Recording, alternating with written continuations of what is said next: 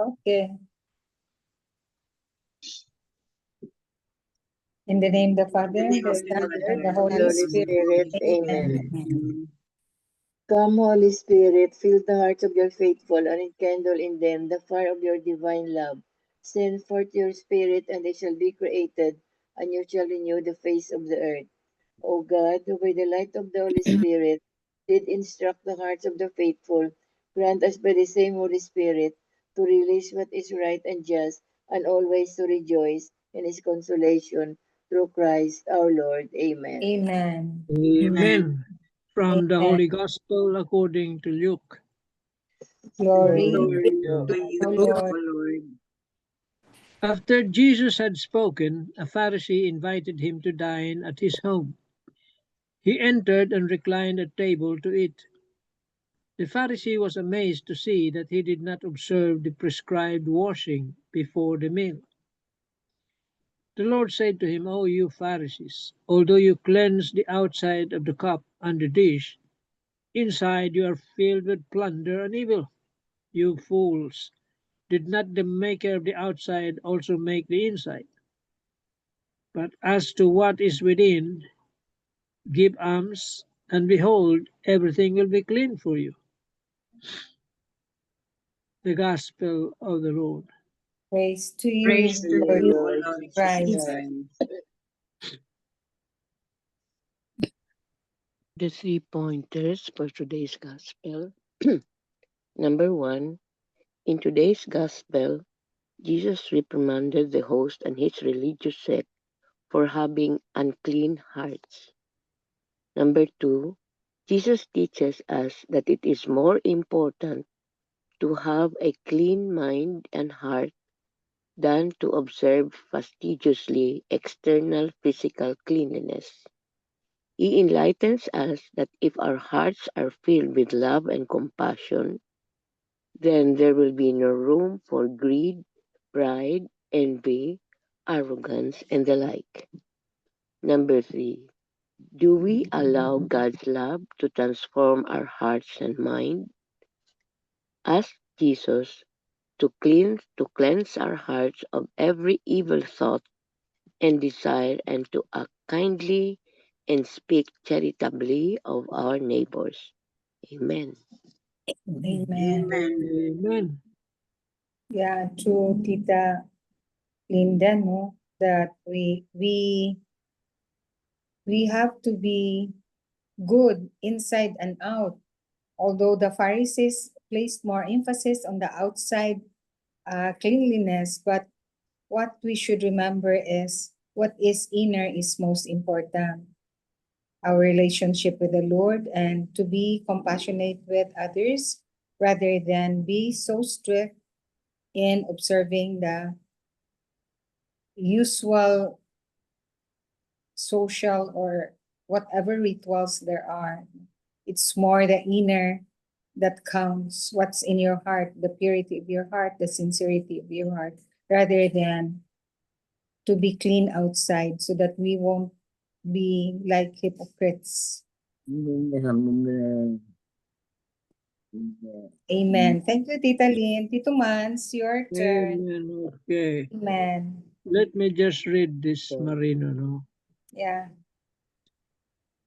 It says Jenny is very particular about external appearance. She would always dress well. The exterior of her house is always refreshing to the eyes. Her neighbor wondered how she was able to afford such luxuries, considering that she had no job to speak of.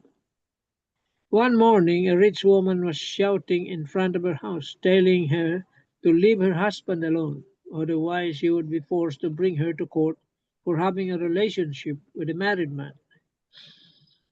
Many of us are very particular about what others will see in us. As much as possible, we try to paint a good picture of ourselves. This is who many of us are, very much driven by the exterior, the fleeting, and the things that do not last a lifetime. We sometimes give more value to what others perceive on the outside than to who we truly are on the inside. But Jesus is not taken with a show of misleading exterior appearance. What counts for him is our inner life, our hearts, our intentions, and the good that we do, especially when no one is watching. For example, how do we react when we see the poor begging for alms? Do we respond with compassion? Or do we simply not care, thinking, anyway, no one is looking at us, so we might as well not mind the poor? Jesus knows everything about us. We cannot hide anything from him. He knows our hidden secrets, our double talk, and the facade that we try so hard to display in order to create an impression of righteousness, power, wealth, and extravagance. But what matters most to him is the sincerity of our hearts and the authenticity of our faith. As followers of Jesus, we are invited to go beyond the superficial. Our worth is not defined by what we show outwardly, but by who we are in the eyes of God. Are we more concerned with how people see us than with how Jesus sees us? Will we continue to leave behind a facade, or will we allow His light to transform us from within, so that what radiates outward is His love and truth? Amen. Amen. Amen. So Mm. true, Tito Mans. Yeah. Okay. Well, the Pharisees are famous for this. They are very particular about the observance of their rituals, no? Rituals. Outside, not the internal. That's what Jesus noticed, no? Yeah, true. Particular about the cleanliness. Hands, okay, wala namang masama doon. Pero, it's not the most important thing. Malinis nga ang kamay mo, marumi naman ang puso mo, ang kalooban mo. Heart mo. Yeah, yun ang pinupunto ni Jesus dito. You try to clean, sabi niya dito, you try to clean the outside of the cup and the dish, but inside, full of plunder and evil. Kaya Mhm. tinawag niya mga you fools. Eh? Sama ba kayo sa band concert? What time? Yun ang nangyari na Daddy, yung Pharisee, you see, Kung the kaya Pharisee invited Jesus to his home. Probably mo. Sabihan na lang. it's one of their motives to trap Jesus, no? Para ma-corner siya dito. Eh?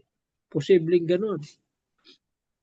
In-invite siya para makitaan ko ano mapupulaan sa kanya. At nakita nga nila. Hindi siya naghugas ng kamay bago kumain. Which is very important sa mga Hudyo. No? Batas ni Moises yun eh. Yun, doon sila stricto. The following or the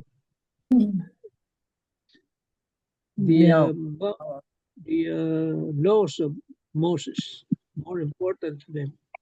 Pero binago na ni Jesus yun. Dinagdagan niya ng pagmamahal, pag-ibig, pag-awa. Yun.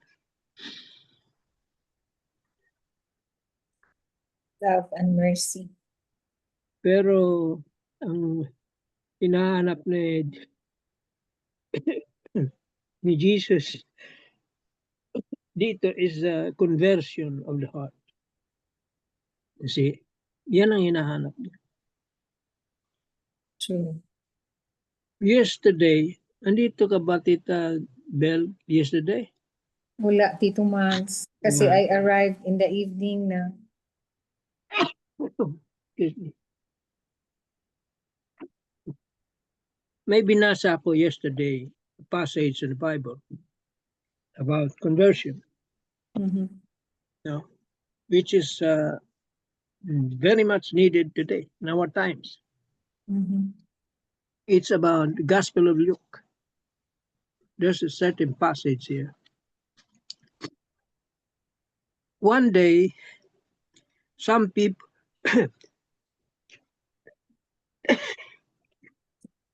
people told Jesus what had occurred in the temple. Pilate had had Galileans killed, and their blood mingled with the blood of their sacrifices. Jesus asked them, "Do you think that these Galileans were worse sinners than all other Galileans, because they suffered this? No, I tell you. But unless you change your ways, you will all perish as they did."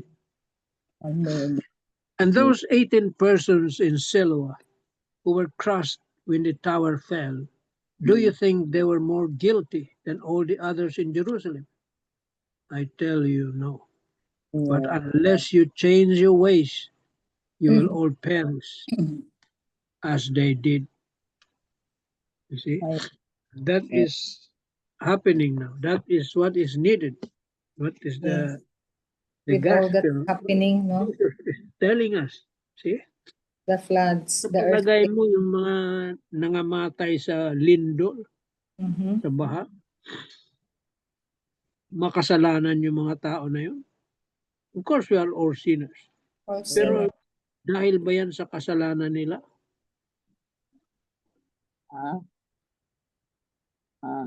Pinupunto dito is unless you repent and change your ways, we will all perish just the same. Yung mga nangyayari ngayon, yan ang pinupunto ng gospel na yun. Yung ba mga tao na nangamatay nung panahon ng lumang tipan noon, sa palagay mo, anong yun sa panahon ni Jesus, sa palagay mo, They're more sinful. dahil sa kasalanan nila? Siguro. But unless you repent,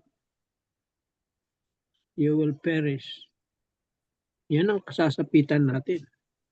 If we persist in our sinfulness, pag hindi nagbago ang tao, ang mundo, nako, hindi lang ito mararanasan ng mundo. Mhm. Sabi nga sa end times, no? Nasa book of Revelation, Yeah. all these things will happen. Strong quakes, strong typhoons, pestilence, different kinds of sicknesses. It will all happen. But it's not yet the end. Yun ang nakakatakot doon. It's not yet the end. So matinding paghihirap pa if the people will not change them. Repent. We will not repent. See? Yan ang mensahe sa Fatima also, to the 3 kids, to the 3 children. Repent. Penance. Pray the rosary. Prayer. So prayer may not be able to stop all of this, but surely with God's mercy and power, hopefully it will be mitigated. Mitigate yung kanyang I don't know. But that is the call now. Repentance for everybody, especially not only in the people in the government, all of us. All of us. Lahat naman tayo, kasalanan eh. Magbago, bago huli ang lahat. Or else, the good and the bad will die. See? Sama-sama yan.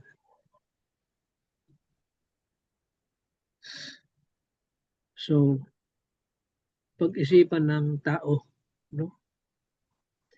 Natin, the seriousness of these events happening now.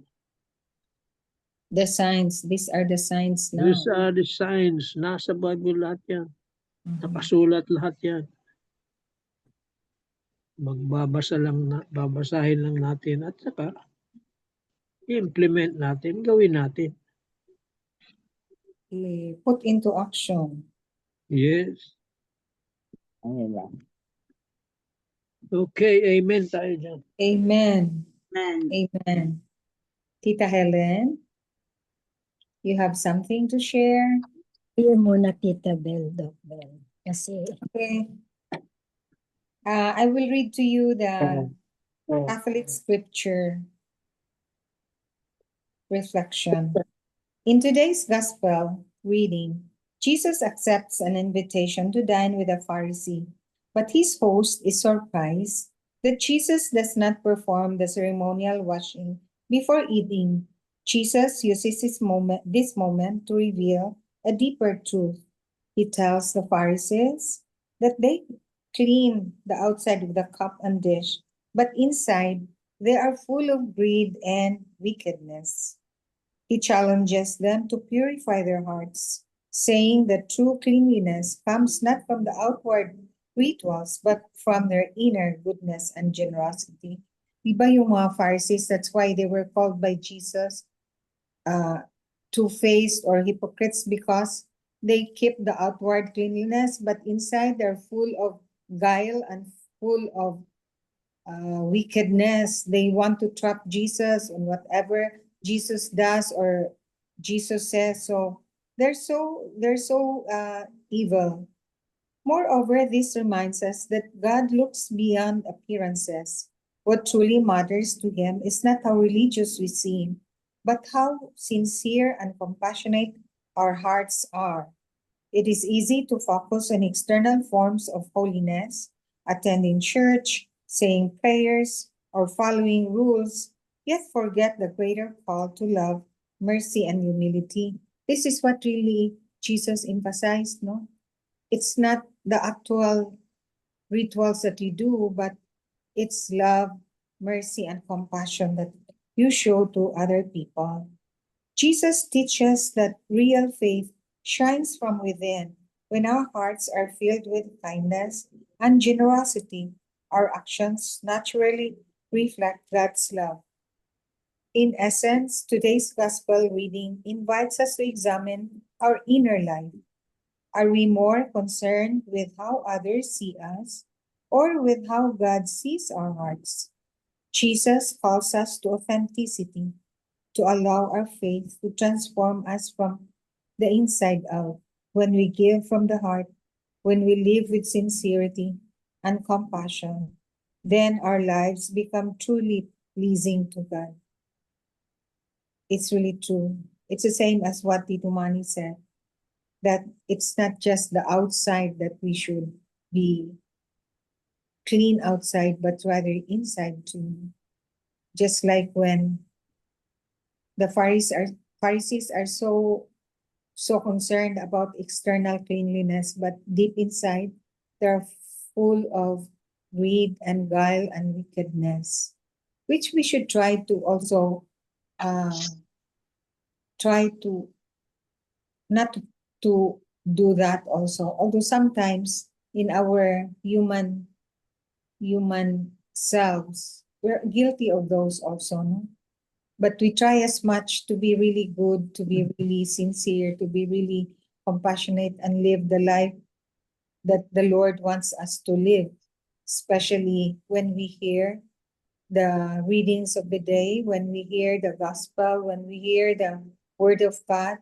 We don't only listen, we don't only learn, but we discern, we transform, and we live out what we believe in, what we learn from the gospel.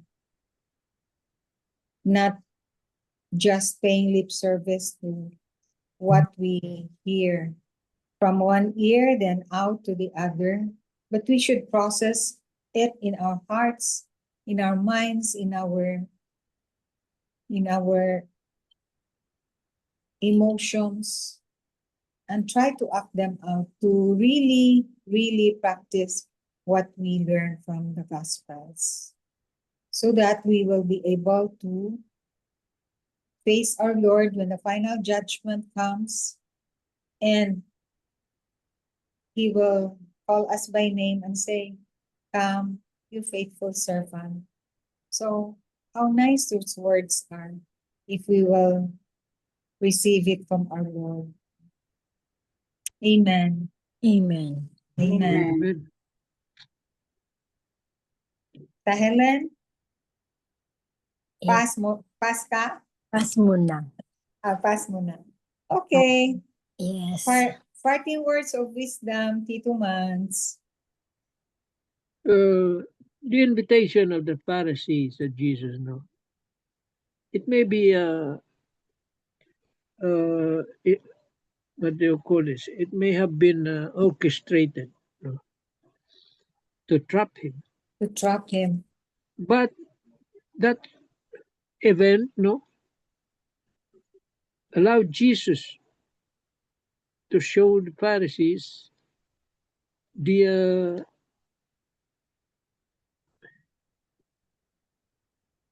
improper way of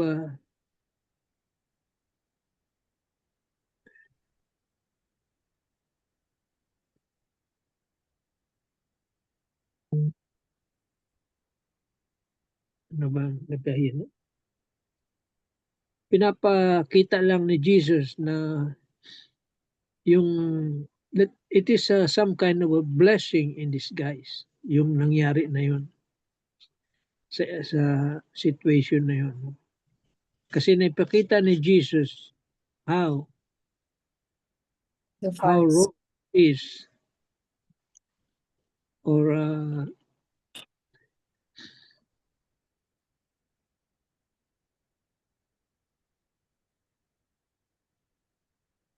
that they interpreted the law of Moses The law.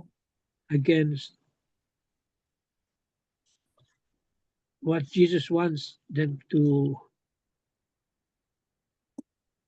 follow. Hindi niya totally binago yung batas, pero dinagdagan niya. Mhm. Pinakita niya yung mga kamalian nila. Yeah. They should put washing of the hands. Hindi masama yun. Okay yun. Mhm. But do not put more emphasis on that. On the rituals. Yeah, rituals. Now, neglecting what is the innermost, what is in your heart. See? Yun ang nangyari doon sa encounter na yun sa Pharisees. Yeah. Napaliwanag niya kung ano ang dapat tamang gawin.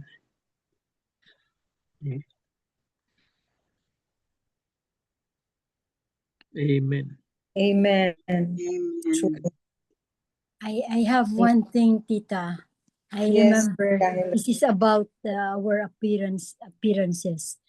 I Mhm. remember that the outside appearances sometimes could be deceiving.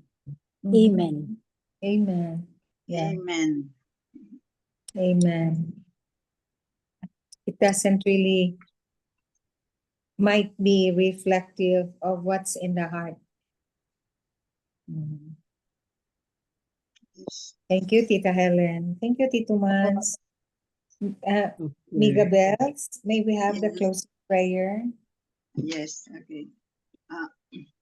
Dear Lord, thank you for the gift of family. Please watch over us and fill our hearts with love, patience, and understanding. Help us support one another to bring us closer together. In Jesus' name, amen. Amen. Amen. And all together, glory be Glory to the be to the Father, Father, and to the and to the Son, Son, To and the to the and Holy to the Holy Spirit, Spirit, as as it As it was was in the beginning, beginning, so now now, and ever shall and be, every world word without without without end. end. Amen. Amen. Amen. In the name of the in the Father, The Father, the and Son, the and the Holy Holy Father, Spirit. Spirit. Amen. Amen. Amen. Thank you Thank all. Bye, you. Thank you guys. all. Love you God bless all. us See you all. Thank tomorrow. you.